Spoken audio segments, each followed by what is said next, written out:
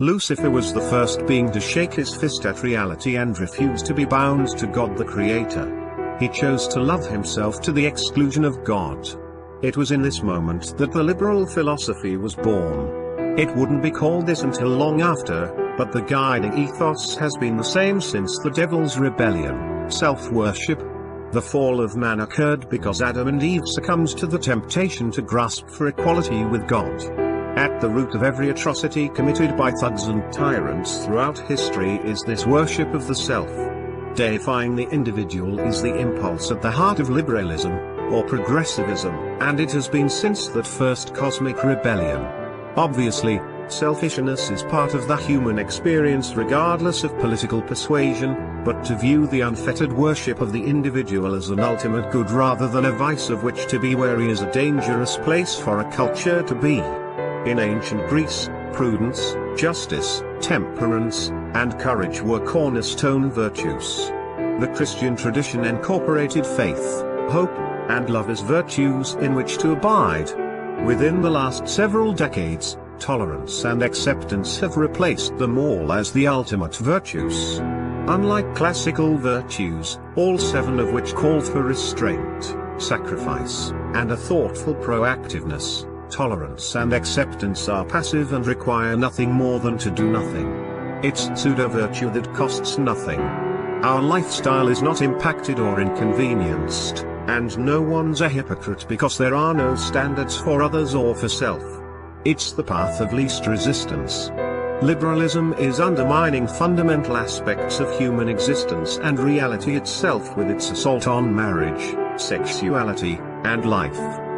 God is dead in our culture. He's been dismissed as unknowable or non-existent altogether. Humanity has assumed the default apex position, filling the vacuum that God has left.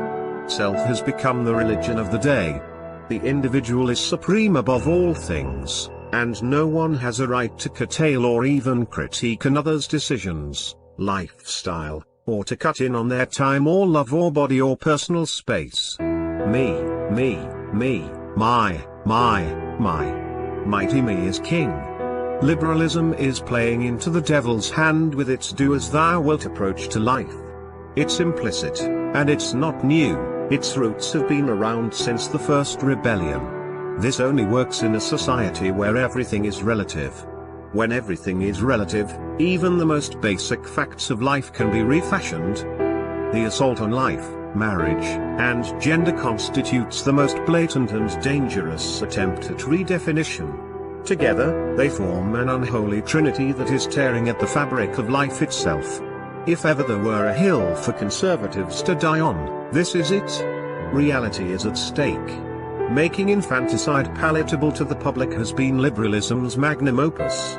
If you ever starting toying with the idea that there is merit in the liberal position, just remember abortion.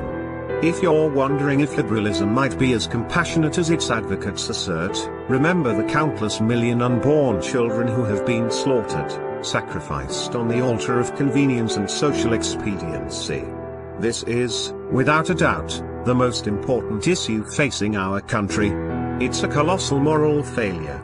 There have been large-scale killings of particular groups of people throughout human history. But for the first time, a sizable group of progeny are being eliminated by their progenitors. Beneath the triumphant, upbeat catchphrases about reproductive rights and women empowerment are the corpses of tens of millions of crushed children. Abortion is a crucial issue not only because it's morally bankrupt but also because it is an assault on the value and inherent dignity of human life. If they manage to redefine life itself, all further argument will be effectively flatlined. Marriage has become a flimsy joke of an institution, and Christian and conservative passivity has paved the way for its disintegration. The Supreme Court decision to make gay marriage a constitutional right and the uproarious mainstream celebration that ensued did not emerge from a vacuum. It was the natural outcome of the erosion of the institution and sacrament of marriage. Just a century or two ago, it would have been beyond superfluous to give a thorough response to gay marriage because marriage was universally considered a union between one man and one woman. It would be like explaining that water is wet. But the cultural shift has been so rapid that there is now a great deal of qualifying and clarifying that is required. A moral impressionism has led to at least 50 shades of grey between black and white. Formerly distinct ethical lines have become fuzzy enough to question and assault a societal building block as fundamental as marriage. To differing degrees, both legitimization of divorce and gay marriage have made the institution a joke. Divorce has created an ongoing cycle of marriage, rupture, and remarriage that makes wedding vows a farce rather than sacred. Gay marriage is another litmus test of cultural regression. It's not quite as new or revolutionary as the gay lobby or its opponents might think. In ancient Greece and Rome, homosexual relations between two men and even pederasty were common. As in the ancient, decadent Mediterranean, the United States is celebrating homosexuality, and, like the ancients, will likely blur the lines between adult and child participation. An appeal to practices of ancient civilizations on the verge of ruin doesn't make a convincing ideal for our own day. LGBT and feminist ideologies are ultimately at odds, and one of these days they'll have to duke it out. The transgender community and feminists currently march under the same banner of marginalized victimhood, but their fundamental assumptions are diametrically opposed. Feminists assert the superiority of women. Transgenders argue that there's no such thing as female, objectively speaking.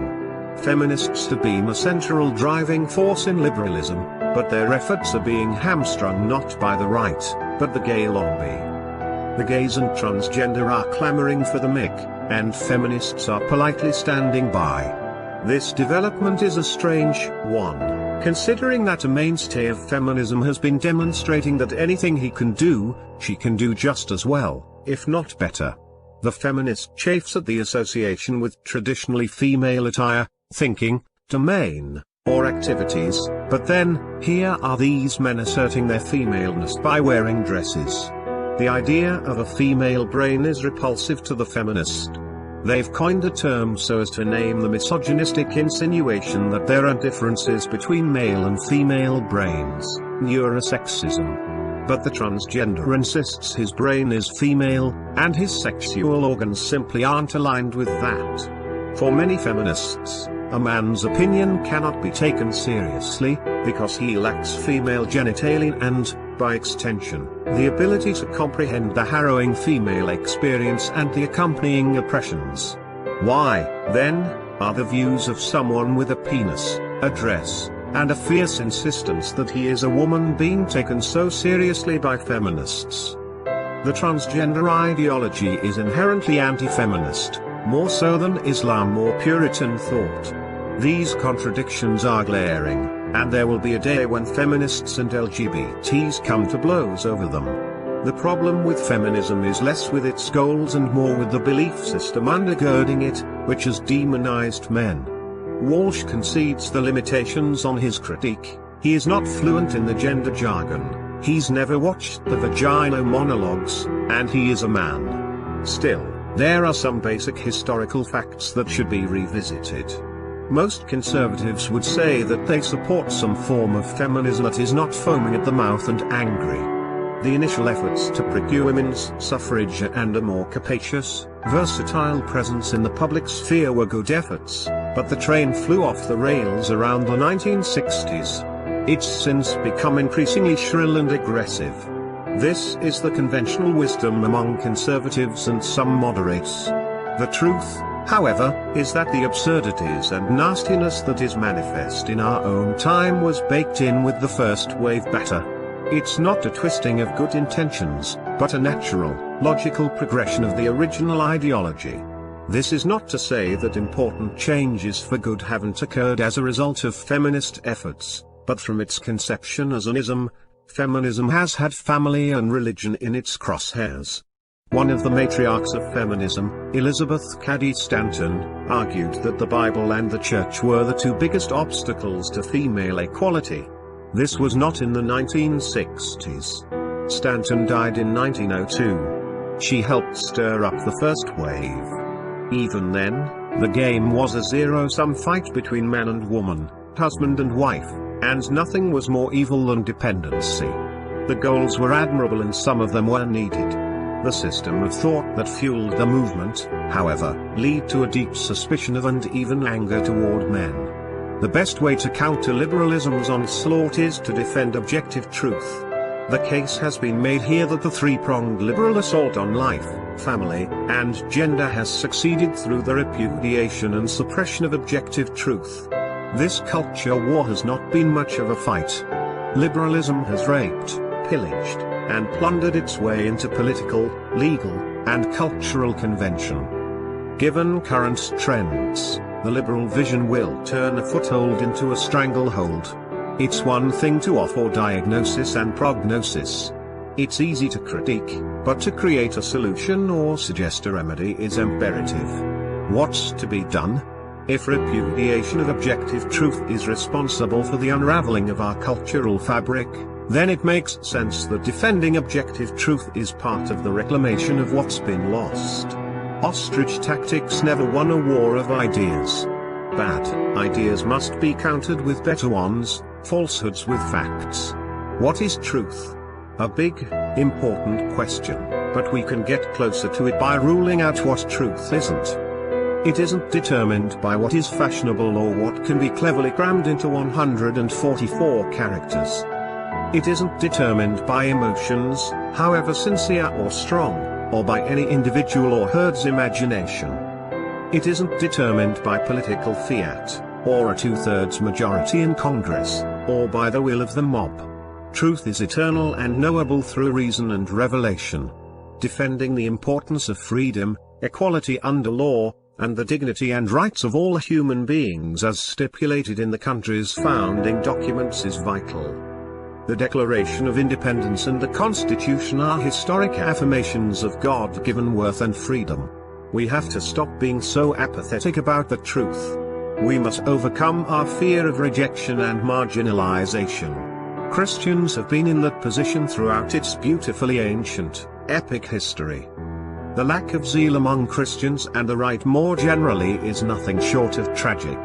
Obviously, those who believe that Christ was every inch the man and God he said he was know how this story ends. Evil and suffering will be vanquished, and there will be a glorious feast for those who accepted Jesus' invitation to the party.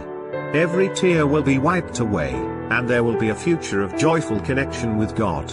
But until that evil ending day comes, will we be people who tell the truth and stand by it, or will we capitulate to the intimidation of a culture that deifies the self and abhors the very idea of sacrifice? Dostoevsky rightly said that stars are their most brilliant when night is darkest. We have an amazing opportunity to shine in a culture tearing itself apart. As long as there is still a person ready to insist on truth, then that last glimmer of help remains. Lucifer.